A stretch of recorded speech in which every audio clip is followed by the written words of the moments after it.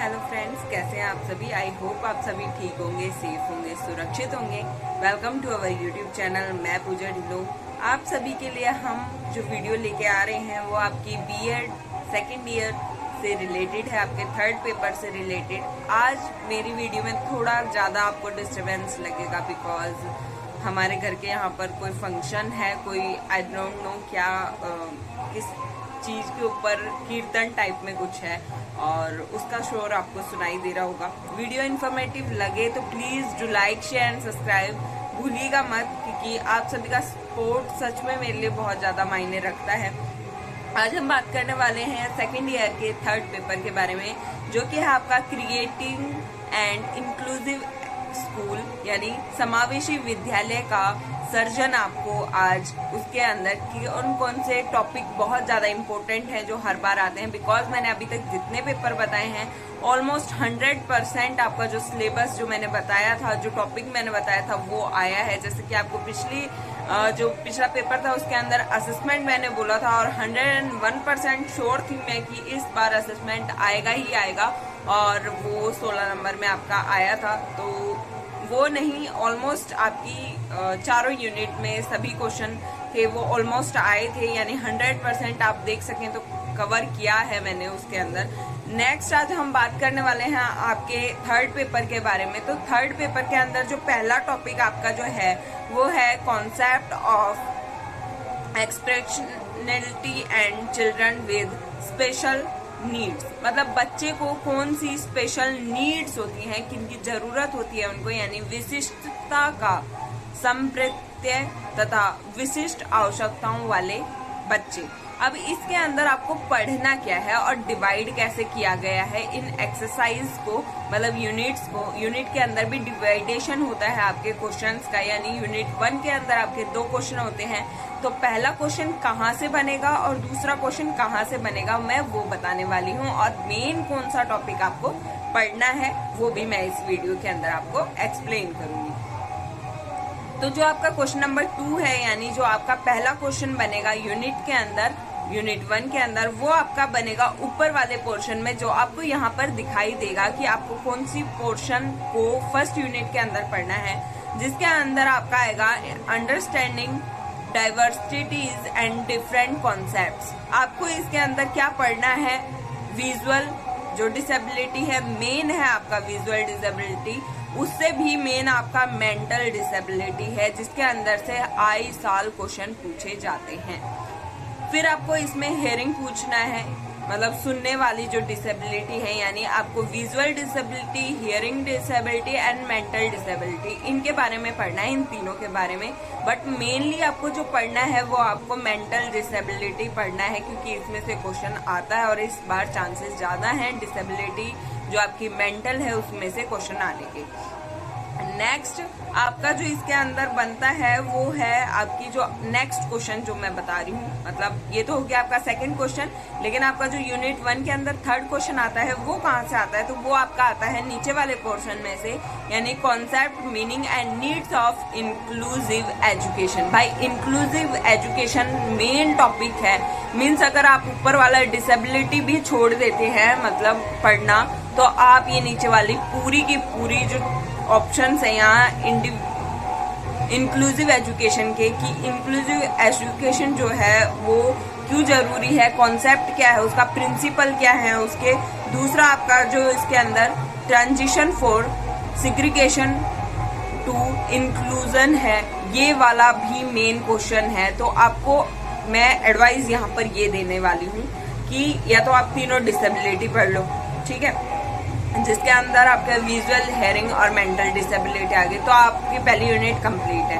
और अगर आपको डिसेबिलिटी नहीं याद हो रही है, वैसे तो बहुत ज्यादा इजी है भाई, आप बहुत इजीली उसको कन्वर्ट कर सकते हैं अपनी इजी लैंग्वेज के अंदर। अगर आपसे वो नहीं हो रहा है तो भाई आप यहाँ पे इंक्लूसिव जो एजुकेशन है उसके बारे में कंप्लीट पढ़ लो। तो आपकी खुद की चॉइस है, आप ऊपर वाला पोर्शन पढ़ सकते हैं, चाहे तो आप नीचे वाला पोर्शन पढ़ सकते हैं। आपकी यूनिट 1 कंप्लीट। इसके अंदर इम्पोर्टेंट क्वेश्चन जो मेन है आपके, मतलब बनेंगे ही बनेंगे, जो आना ही आना है, वो एक तो ये है, डिसेबिलिटी में बता रही हूँ, श्रवण बाधिक तथा असमर्थता का क्या अर्थ है, इनकी मुख्य विशेषताएं, कारणों को पहचाने तथा देखभाल तथा प्रशिक्षण का वर्णन कीजिए।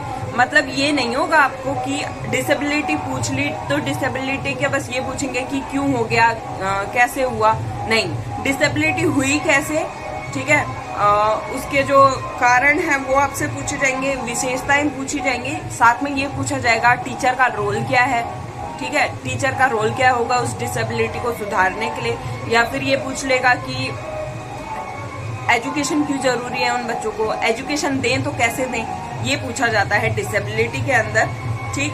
नेक्स्ट आपका जो इसमें क्वेश्चन बनता है, जो मैंने आपको बोला कि आपका जो मेंटल डिसेबिलिटी है उससे तो उसमें बनता है मंद बुद्धि या मानसिक रूप से पिछड़े बालक किसे कहा जाता है, यानी जो आपका मेंटल डिसेबल स्टूडेंट है या चिल्ड्रन है उसे क्या कहा जाता है। मंद बुद्धि बालकों के प्रमुख प्रकारों, विशेषताओं तथा कारणों के बारे में संक्षिप्त में लिखिए। मतलब इनके कारण भी बताने हैं, इनके विशेषताएं भी बतानी है और प्रकार भी बताने हैं, मेंटल डिसेबिलिटी होती किस किस टाइप से है। और इसके अंदर जो आपका पूछा जाता है लर्निंग के ऊपर भी पूछ लिया जाता है कि जो बच्चे पढ़ नहीं पाते, ये 4 डिसेबिलिटी हैं आपकी, जिसमें से मेनली आपका जो मेंटल डिसेबिलिटी है वो पूछा जाता है, दूसरा आपका विजुअल वाला पूछा जाता है और थर्ड आपका लर्निंग पूछा जाता है। तो मैं एडवाइस यही करूंगी नीचे वाला पोर्शन कर लो, जो बहुत इजी है और बहुत कम है उसके अंदर।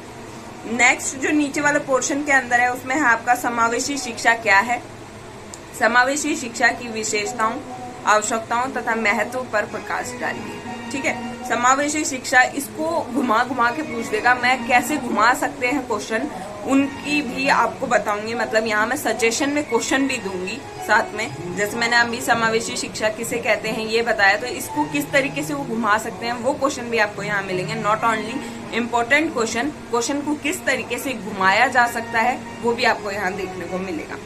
तो ये ऑलमोस्ट आपकी फर्स्ट यूनिट कंप्लीट है। नेक्स्ट आप आ जाइए सेकंड यूनिट के ऊपर। जो सेकंड यूनिट है आपका वो है लीगल एंड पॉलिसी प्रिजर्वेटिव, ठीक। इसको हिंदी में बोलते हैं कानून विषयक तथा नीति परिप्रेक्ष्य। अब इसके अंदर आपको क्या पढ़ना है भाई, सबसे मेन है इसके अंदर, सब कुछ छोड़ो, पूरी यूनिट पढ़ने की जरूरत नहीं है। आपको पढ़ना क्या है, सिर्फ 2 टॉपिक। अगर आप ये 2 टॉपिक पढ़ लोगे तो एक क्वेश्चन कंप्लीट है। अगर जिन बच्चों ने अभी तक कुछ भी नहीं पढ़ा ना, बस ये 2 टॉपिक पढ़ो, आपका एक क्वेश्चन कंप्लीट, यानी 3rd 4th जो क्वेश्चन आएगा ना वो कंप्लीट। अब एक चीज और है भाई इसके अंदर, पिछली बार जो क्वेश्चन पेपर आया था ना उसमें यूनिट दी गई थी, बट यूनिट वहां पर क्या थी, 2 ही यूनिट, 4 यूनिट नहीं थी, ठीक है। वहां क्या थे, 5 ही क्वेश्चन थे। पहला क्वेश्चन कंपलसरी, दूसरा क्वेश्चन, तीसरा क्वेश्चन, चौथा क्वेश्चन और ये 5वां क्वेश्चन, ठीक है। एक क्वेश्चन कंपलसरी और ये 4 क्वेश्चन आपके 4 यूनिट में से थे। क्वेश्चन पेपर मैं आपको यहाँ प्रोवाइड करवाऊंगी 2021 का, इसी वीडियो के अंदर वैसे मैंने करवाया हुआ भी है, आई बटन में मैं डाल दूंगी। अब कैसे क्वेश्चन थे वो सुन लो। पहली यूनिट के अंदर पहला क्वेश्चन यानी दूसरा नंबर, क्वेश्चन नंबर 2, पहला क्वेश्चन तो आपका कंपलसरी हो गया, जो आपको करना ही करना है। नेक्स्ट आपका जो क्वेश्चन है वो आपका क्वेश्चन नंबर 2 हुआ, जिसके अंदर 2 पोर्शन है, क्वेश्चन नंबर 2 और फिर एक और क्वेश्चन, ठीक है। और जो वो ऊपर वाला क्वेश्चन है वो आपका डिसेबिलिटी में से आएगा, नीचे वाला क्वेश्चन आपका किस में से आएगा, इंक्लूसिव एजुकेशन में से आएगा। ये आ गए हम तीसरे क्वेश्चन पे। आपके तीसरे क्वेश्चन में ये आपका पूरी की पूरी सेकंड यूनिट है, ठीक है। सेकंड यूनिट में से ऊपर वाला क्वेश्चन का मैं बता रही हूँ और फिर और में एक और क्वेश्चन उसका भी मैं आपको बताऊंगी। तो आपका जो मेन आपको पढ़ना है वो आपका इसके अंदर आपको पढ़ना है सैलमन का statement and framework of action 1994। भाई ये क्वेश्चन और इसके अलावा इसी में यानी आपका जो वैसे बोला जाए यूनिट वाइज अगर 1, 2, 3, 4 आती है आपकी यूनिट, तो आपका ये क्वेश्चन हो जाएगा 4th। और वैसे अगर बोला जाए तो आपका क्वेश्चन नंबर 3, अगर 2 ही यूनिट वहां दी जाती हैं तो ये। और इसके अलावा आपका educational provision in the UN convention on the rights of person and disability यानी UNCRPD 2006। ये दो टॉपिक ऐसे हैं, इन दोनों टॉपिक में से रिपीट किया जाता है, कभी ऊपर वाला कभी नीचे वाला, कभी ऊपर वाला कभी नीचे वाला। तो मैं आपको बता दूं 2021 में सलमान से आ चुका है फ्रेमवर्क, तो अभी 2022 चल रही है आपकी। चांसेस ज्यादा हैं आपके educational provision in the UN यानी UNCRPD 2006 के आने के। बट मैं ये नहीं कह सकती कि आपका जो सलमान से है वो नहीं आएगा, क्योंकि सलमान से एक बहुत मेन टॉपिक है, इम्पोर्टेंट टॉपिक है, और हो सकता है 2019 में भी आया है, 20 में भी, 21 में भी आया है, तो अभी 22 में भी आ जाए। तो ये दो टॉपिक कर लो, पूरी यूनिट कंप्लीट, एक क्वेश्चन आपका कंप्लीट हो गया। अब मैं आप कहोगे कि मैम हमें तो नहीं समझ में आ रहा है, ये नीचे वाला बताइए प्लीज, नीचे वाले में से क्या करना है। तो आपका जो सेकंड क्वेश्चन इसके अंदर बनेगा वो कहाँ से बनेगा वो मैं आपको बताती हूँ। तो आपका जो सेकंड क्वेश्चन बनेगा वो आपका बनेगा नेशनल पॉलिसी ऑन डिसेबिलिटी 2006। ठीक, ये आपका क्वेश्चन बनता है। नेक्स्ट आपके जो क्वेश्चन बनते हैं इसके अंदर वो छोटे क्वेश्चन भी हैं, 4 नंबर में भी आएगा आपका और बड़े में भी आ सकता है, जो कि है आपका मेन CRCS यानी कंपोजिट रीजनल सेंटर्स। ये आपका पूछा जाता है, 2017-19 में पूछा गया है। इसके अलावा जो आपका पूछा जाता है इसके अंदर मेनली RCI पूछा जाता है, रिहेबिटेशन काउंसिल ऑफ इंडिया, ये पूछा जाता है। तो आपको बस इतने ही टॉपिक पढ़ने इनफ है। इसके अंदर मैं क्वेश्चन आपको अगर बताऊं कि मेन क्वेश्चन कौन से हैं आपके, तो इसमें आपका बनता है सलमान का वक्तव्य तथा कार्यवाही रूपरेखा 1994 तथा असमर्थ व्यक्तियों को अधिकारों पर संयुक्त राष्ट्रीय अधिनियम 2006। अब ये क्या किया इन्होंने, दोनों क्वेश्चन इंक्लूड कर दिया आपके। ठीक, शैक्षिक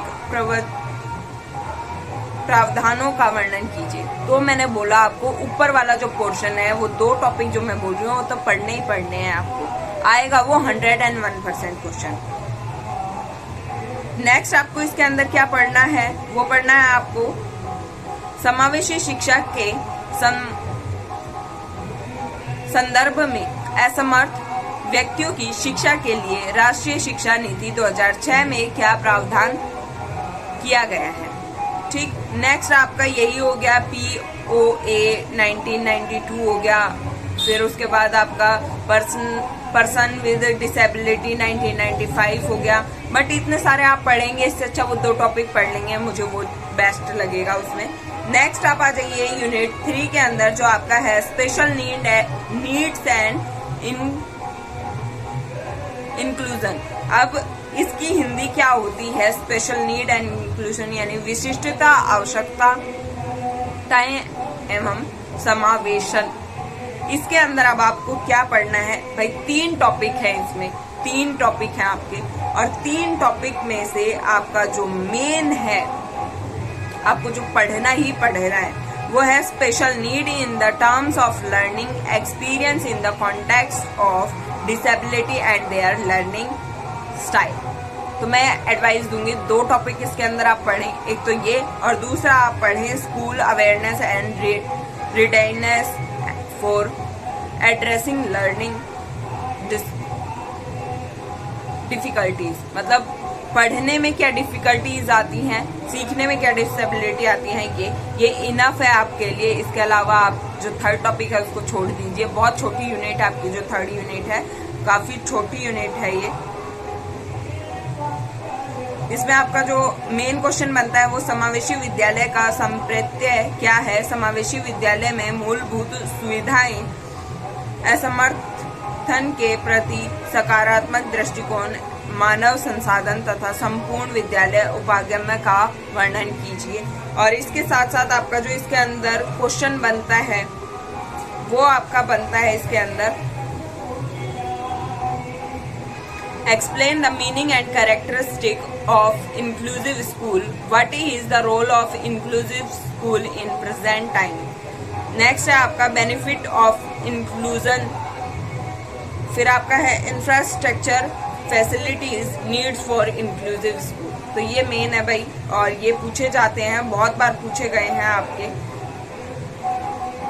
क्वेश्चन मैं प्रोवाइड करवा दूंगी आपको, उसकी टेंशन आप मत लीजिएगा। नेक्स्ट है आपका 4th यूनिट, जो कि है आपकी practice and support system for inclusive setup. Inclusive setup को करने के लिए क्या क्या सपोर्ट चाहिए, क्या क्या वहाँ पर जरूरत पड़ती है, यानी समावेशी व्यवस्था के लिए अभ्यास तथा सहायता व्यवस्थाएं। तो इसके अंदर आपको कौन सा टॉपिक पढ़ना है, इसमें भी 3 टॉपिक हैं। 3 में से आपको मेन जो टॉपिक पढ़ना है वो आपको पढ़ना है pedagogical strategies to response to individual needs of learning in classroom. अब क्वेश्चन ये भी आ सकता है जो मैंने अभी बोला, ये क्वेश्चन में आ जाएगा। आपको इनमें से कोई भी लिखना होगा, फिर जो कि आपका पीयर ट्यूटरिंग हो गया, मतलब पीयर ग्रुपिंग वगैरह। उसके बाद कोऑपरेटिव लर्निंग हो गया आपका। तो इसमें आपको मेन कौन सा पढ़ना है, पीयर ट्यूटरिंग पढ़ना है, कोऑपरेटिव लर्निंग पढ़ना है, फिर उसके बाद बडी सिस्टम पढ़ना है, बस यही मेन है। नेक्स्ट टॉपिक में आपको क्या पढ़ना है, पेरेंट्स और स्कूल के बीच में क्या रिलेशनशिप है, स्कूल और टीचर के बीच में क्या रिलेशनशिप है, टीचर और स्पेशल टीचर के बीच में क्या डिफरेंस है, क्या रिलेशनशिप है, और उसके बाद आपका जो आ जाता है स्पेशल एजुकेटर कौन होता है, क्या उसकी इम्पोर्टेंस होती है, ये आपका मेन है। और कई बार क्या होता है कि आपका जो क्वेश्चन है पहली वाले में से पूछ लेगा, उसके बाद जो दूसरा क्वेश्चन पूछा जाता है वो use of ICT equipments and other technologies जो हैं उसके ऊपर आ जाता है। तो ये इनफ है आपके लिए, अगर आप इतना पढ़ लेते हैं और आपने पढ़ भी लिया होगा अभी तक, तो आपको सिर्फ मेन क्या रिवाइज करना है वो मैंने बता दिया है। इसके अलावा आपका एक क्वेश्चन भी बाहर से नहीं आएगा, मीन्स आपकी 4 यूनिट आप कंप्लीट कर सकते हैं। आई होप आपको पेपर समझ में आया हो। आप खाम बिना मतलब कहीं भी रुपए वेस्ट मत कीजिए किसी भी चीज के लिए इस तरीके की। अगर आपको नोट्स भी प्रोवाइड